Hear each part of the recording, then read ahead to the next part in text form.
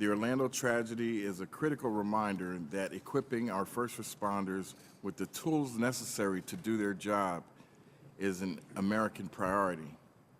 Accordingly, I am pleased that we are marking up H.R. 5460, the First Responders Access to Innovative Technologies Act. As these threats that first responders have to tackle continue to evolve, it is critical that they have the equipment necessary to respond. The private sector is working rapidly to develop and move to the market the latest first responders technologies. Many first responders, however, are not able to acquire the advanced equipment because they are not able to use their Homeland Security Grant Program funds to purchase it.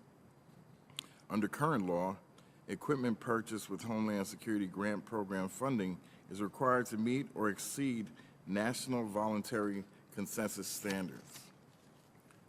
Although FEMA does review grantee requests to purchase equipment that does not meet consensus standards, stakeholders have complained that the process lacks uniformity, predictability, and transparency.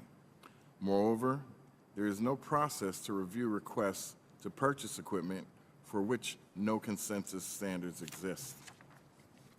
Unfortunately, the process for developing voluntary consensus standards for the first responders' equipment is slow and has not kept up pace with the evolution of the technology or the demands of first responders.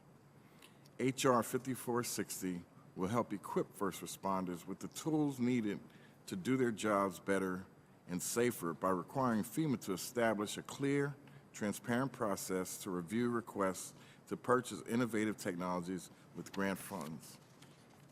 I would like to thank Chairman Donovan for his partnership on this measure. I would also like to thank the Security Industry Association for its support of H.R. 5460, and I ask unanimous consent to insert its support letter into the record. I am pleased that the subcommittee is considering H.R. 5459, the Cyber Preparedness Act of 2016, legislation introduced by Chairman Donovan, which I am pleased to co-sponsor.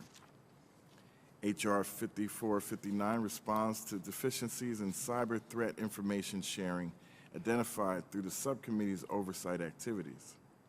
It seeks to bolster the dissemination of Homeland Security information related to cyber threats by creating a mechanism for DHS, National Cybersecurity and Communications Integration Center, to share information with the state and major urban area fusion centers.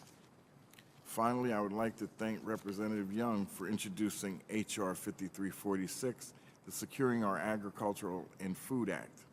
H.R. 5346 clarifies the role of the Assistant Secretary for Health Affairs with respect to DHS responsibilities for food, agriculture, and veterinary defense. This legislation charges the Assistant Secretary for Health Affairs with managing and overseeing the department's duties under HSPD-9, coordinating with appropriate federal agencies in this mission space, and leading DHS policy initiatives on food, animal, and agriculture incidents. I urge my colleagues to support all of the measures under consideration today, and I yield back. Thank you, Ranking Member Payne. Other members of the subcommittee are reminded that opening statements may be submitted for the record by agreement between the chair and the ranking member. The subcommittee, by unanimous consent, shall use an amendment roster today. Reserving the right to object, I will not object. Would the chair please explain our agreement regarding the amendment roster? I yield to the chairman.